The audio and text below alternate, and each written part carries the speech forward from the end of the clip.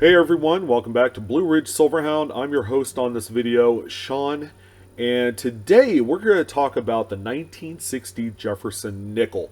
We are going to be taking a look at both the Philadelphia minted coins as well as the Denver minted examples. If you found one of these in change or possibly in an old album that was passed down to you, yeah, listen in. This is going to be a very important video, and you might have something that could be worth life-changing money. Now, you hear this term thrown around all over YouTube and the internet, especially when it comes to, coins. A lot of modern coins, people are saying, oh yeah, it's worth $10,000. All right, there are a few stipulations, that will ultimately have to take place before something like that happens, and we are going to talk about it in this video. But ultimately, this is an extremely kind of honest date. All right, it's a very innocuous, just very just plain date that not a lot of people are given a lot of credit to, because they were produced in mass. Both the Philadelphia and Denver minted coins. Okay, there's plenty of them out there. Generally, we'll come across them in pocket change.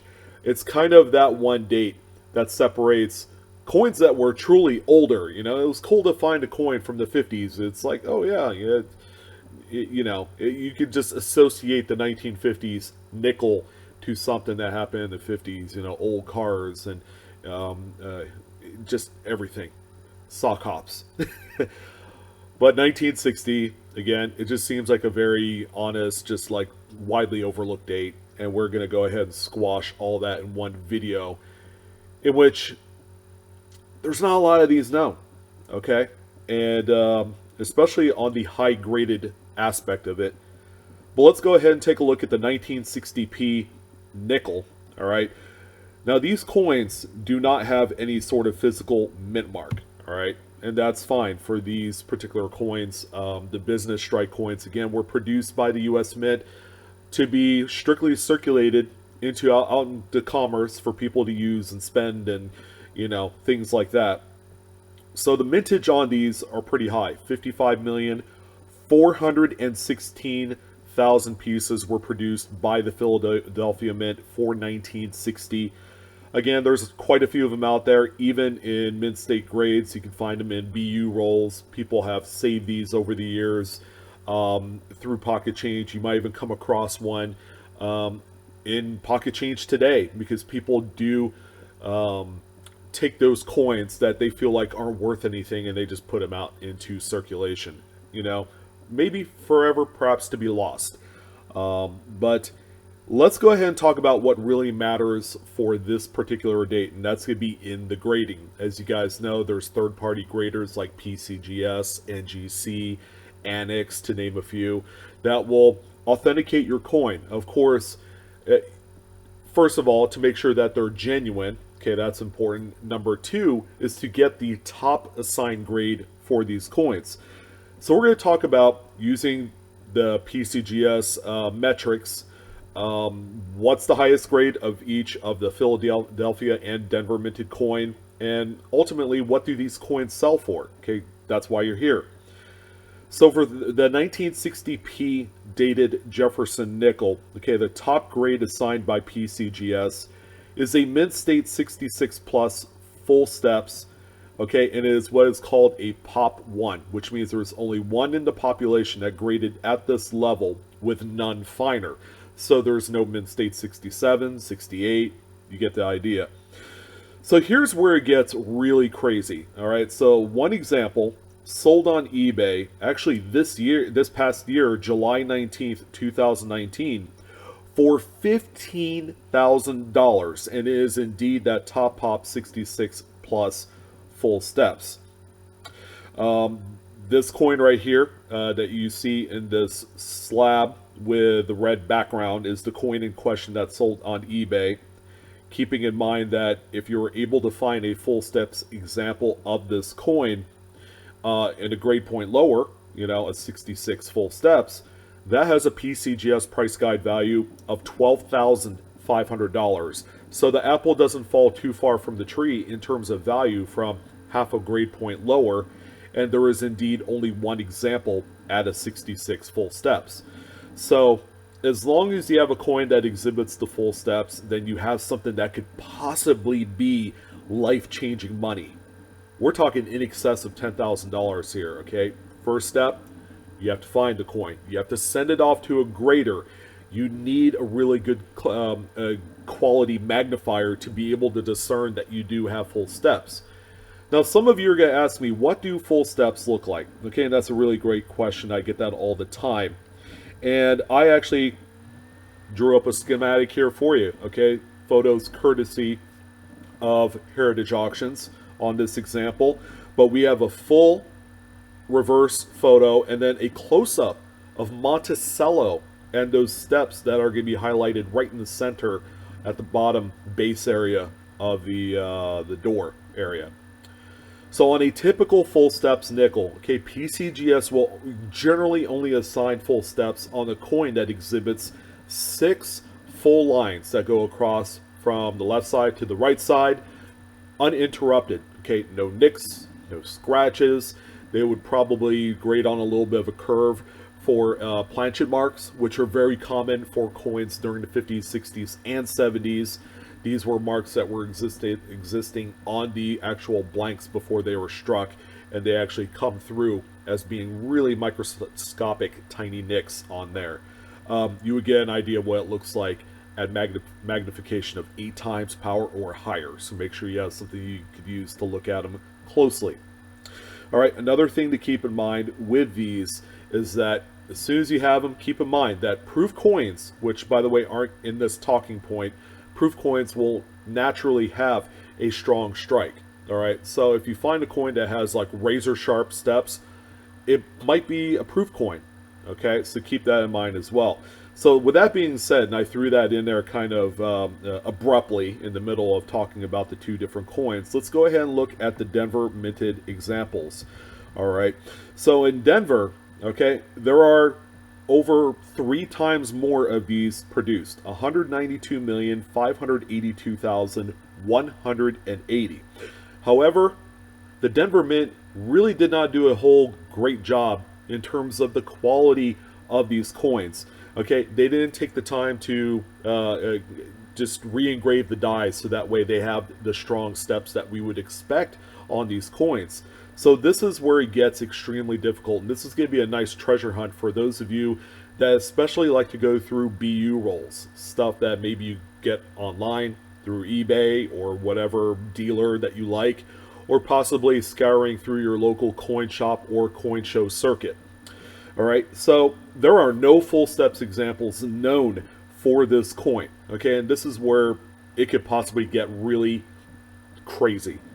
The highest grade assigned by PCGS is a Mint State 67, no full steps. There are 2 in the census at this top grade with none finer. The top, I guess, sale of this coin, if you want to call it that, for a non-full steps is $863 back December 11th of 2006 on David Lawrence's auction site. And guess what? That was only a Mint State 66, and it doesn't even have full steps. All right, so we have concluded that there are 2 other coins at least that grade higher without full steps, and this one sold for $860, but that was 14 years ago, so you do the math. But just imagine, if you were able to find a 1960D with full steps, keep in mind, it's going to be tough as hen's teeth to do, you would have a coin that essentially every registry set owner of Jefferson nickels is going to just climb over each other. You could essentially name your price. The price that I kind of see in my numismatic crystal ball for a coin of this caliber would be somewhere in that $20,000 to $25,000 range, because it is undeniably a unicorn in the Jefferson nickel series. All right, so that's what I want to talk about. So if you weren't a whole lot into the whole grading thing, okay, that's fine. Okay, it's like playing the lottery. It's very, very difficult to achieve. The odds are long. Varieties and errors. Okay, that's another thing that a lot of people are also gunning for in these. Double dies, repunch mint marks, you name it. With the 1960 date in both the Philadelphia and Denver minted coins, okay, major varieties are few and far between, which is why I don't have images to illustrate for you on this video. However, you could go check out the Variety Vista website, okay, which is ran by Dr. James Wiles. He's a master attribution expert for these type of coins. As you guys know, people have sent coins to Dr. Wiles for attribution, especially like the new discoveries. He has a website with a bunch of reference photos and various other things, pickup points for these varieties. They're a neat little find, but they're minor in nature, okay, which is why we don't have anything worthwhile to talk about with this particular date. But I took the liberty of posting the link down below in the description box directly to the website where you could just plug and play, you know, specific dates. 1960 Jefferson Nichols is one of them. If you haven't done so, bookmark his page. It's fantastic. My props to Dr. Wiles for putting up a really great website. So let's go ahead and talk about some notable errors that have existed here in the last 10 years or so. Errors, okay, are another great way that you could, you know, either add to your collection or flip and sell for some nice, good profit, especially for roll hunters out there that know exactly what they're looking for. Here's a few examples of coins that have sold for a nice chunk of money that you may want to look for in 1960s Nichols or other dates as well. So the first one that we have here is going to be a 1960D. This one has a sintered Planchet error. Sintered, okay? It's just like it sounds. For those of you that aren't familiar with sintered Planchets, what happens with these is the coins will sometimes get a little bit of that residual copper dust that came off of other coins onto the host coin. And what usually happens throughout the process of finishing these coins is that they are subjected to a high amount of heat to clean off some of the dust off these coins. Now, if the heat isn't high enough, it'll just adhere this kind of coin dust onto the actual coin. In this case, it's nickel. And usually it's going to be a copper dust, so it's going to come up as kind of like a coppery look on some cases. Most of the time, it's going to be a darker residue, kind of a brownish black, because of the higher heat, okay? But the heat's not high enough to actually wipe away and obliterate all that copper dust. So that's what a sintered Planchet is. So this one is an original holdered NGC Mint State 64, and this one sold on Heritage Auctions for $104.65. Keep an eye out for something that looks like this. The next coin that I wanted to bring up here for you is going to be a 1960D broad-struck coin on a split Planchet. This one's kind of unique. It's graded in an NGC holder, but there's no numerical number assigned to it. It's one of those generic type graded holders that NGC puts out.